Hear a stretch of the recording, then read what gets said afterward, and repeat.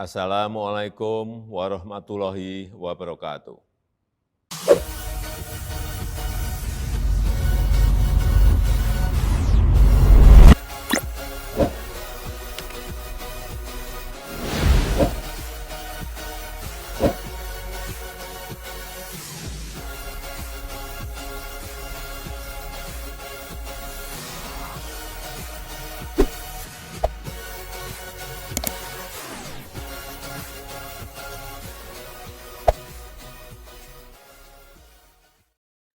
Dalam video ini saya akan membahas terkait mengenai hal yang mungkin sudah menjadi perbincangan di medsos terkait kabar mengenai bantuan sembako atau sebelumnya dikenal BPNT, bantuan pangan non tunai, yang katanya sih bisa dicairkan secara tunai berbentuk uang melalui kartu ATM KKS. Jadi pencairannya ya seperti bantuan PKH, bisa ditarik secara tunai di mesin ATM. Nah, benarkah ini? Kira-kira apa dasarnya ya? Terkait mengenai hal tersebut, jika memang benar adanya. Nah, simak terus videonya sampai akhir. Jangan kemana-mana, kita intro. Assalamualaikum warahmatullahi wabarakatuh. Salam sejahtera, shalom, om swastiastu, namo buddhaya, salam kebajikan. Sobat YouTube, kembali lagi di channel saya, Sukron Channel. Apa kabar Sobat YouTube semua? Semoga Sobat YouTube semua selalu diberikan kesehatan, diperlancar segala urusan dan usahanya, dan diperbanyak rezekinya. Amin. Sobat YouTube, pada video kali ini saya akan memberikan terkait mengenai kabar bahwasanya katanya bantuan sembako atau BPNT yang sebelumnya itu dikenal BPNT ya. Ini bantuannya tidak lagi melalui agen atau e-warung. Nah, kabarnya ini bisa ditarik secara tunai seperti bantuan PKH di kartu KKS melalui mesin ATM. Nah, benarkah hal ini? Nah, kalau memang benar, nanti ya berarti bisa dicairkan dalam bentuk tunai dengan jumlah uang yang banyak ya. Kalau KPM PKH juga cair PKH-nya plus dapat BPNT juga. Nah, kira-kira nanti bagaimana mekanismenya dan kira-kira kalau ini benar, apa dasarnya ya yang membenarkan kabar tersebut, dan kita juga akan mengupdate terkait kabar pencairan bantuan PKH tahap 1 2023 besok tanggal 4 Maret tahun 2023. Bagaimana info selengkapnya? Simak terus videonya sampai akhir. Dan sebelum kita lanjut, silakan yang baru bergabung di subscribe dulu channel ini dan ditekan tombol loncengnya agar Sobat YouTube semua mendapatkan pemberitahuan video terbaru dari Sukron Channel. Dan jangan lupa di-share di berbagai media sosial dan di-like apabila Sobat YouTube suka dengan video ini. Oke Sobat YouTube, kita lanjutkan pembahasannya. Nah Sobat YouTube, pertama kita akan membahas terkait mengenai kabar yang sudah mungkin banyak didengar atau Sobat YouTube sudah banyak mendengarnya di medsos, di YouTube, di Facebook, terkait mengenai bantuan sembako atau sebelumnya dikenal bantuan pangan non tunai atau BPNT. Di tahun 2023 ini mulai alokasi Januari hingga bulan Maret. Nah, ini kabarnya bantuannya ini untuk pencairannya di sebagian besar daerah itu tidak melalui PT Pos, tapi melalui kartu KKS lagi.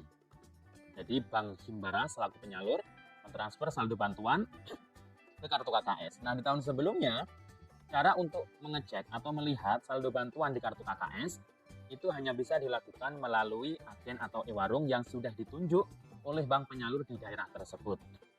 Ya, jadi saldonya hanya bisa dicek di agen atau e-warung di tahun-tahun sebelumnya dan langsung bisa dibelanjakan dalam bentuk sembako untuk saldo BPNT setiap bulannya Rp200.000. Nah, untuk tahun ini nominal bantuan sembako atau BPNT ini tetap sama, per bulan Rp200.000. Nah, artinya kalau bulan Maret ini disalurkan, nah jadi dapatnya KPM yang dapat BPNT atau sembako itu langsung dapat Rp600.000. Seperti di tahap terakhir di tahun 2022. Tapi tahap terakhir 2022 itu kan melalui PT Pos. Jadi harus bawa surat undangan dengan KTP, kemudian datang ke tempat yang sudah ditentukan sesuai dengan jamnya dan harus antri di situ. Nah, di tahun ini untuk bantuan yang didapatkan itu ya sama dengan di akhir tahun 2022, langsung 3 bulan. Tapi bedanya tidak melalui PT Pos di sebagian wilayah atau daerah di Indonesia, di sebagian besar ya, di 541 kabupaten kota.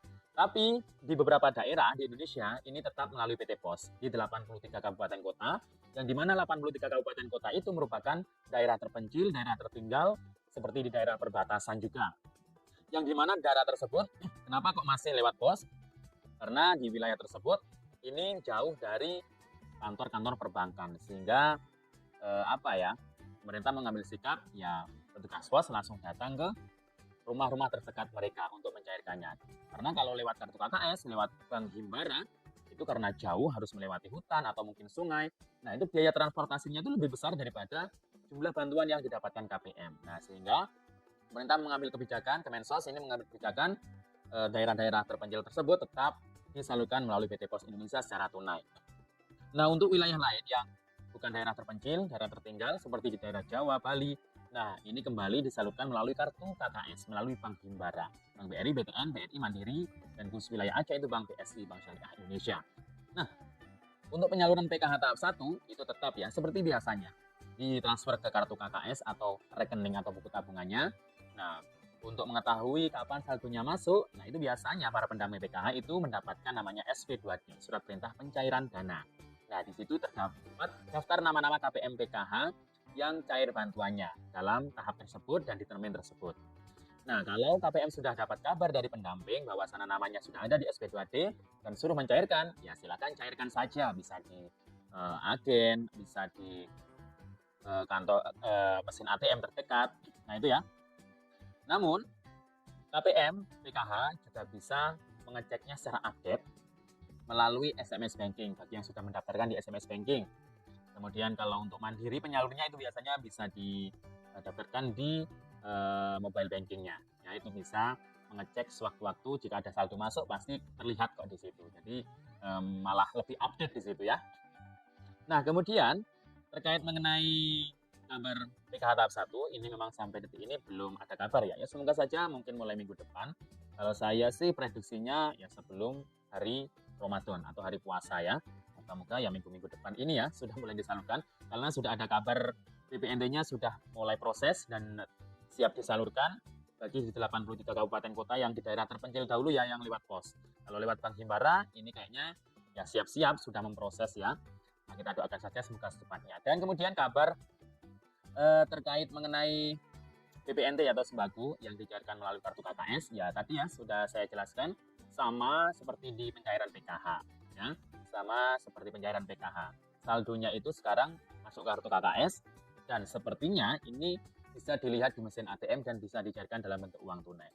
Jadi misal KPM PKH di tahap 1 ini ada yang bantuannya dapat mungkin komponennya banyak, ada yang dapat 2.600.000 mungkin kalau ditambah BPNT juga nanti dapatnya yang 3.200.000 rupiah ya dalam bentuk uang tunai yang bisa ditarik. Tapi yang 600-nya itu karena bantuan sembako atau BPNT, nah itu wajib dibelanjakan dalam bentuk sembako. Walau saat ini tidak secara langsung digesek di agen atau e-warung yang harus dibelanjakan sembako di sana, tapi walaupun KPM ini menarik tunai di ATM untuk bantuan sembako atau BPNT-nya, nah uang tunai yang ditarik itu ya tetap wajib dibelanjakan dalam bentuk sembako ya. Beras, telur, seperti itu, kemudian seperti daging, sayur-sayuran, buah-buahan, nah itu yang penting sembako.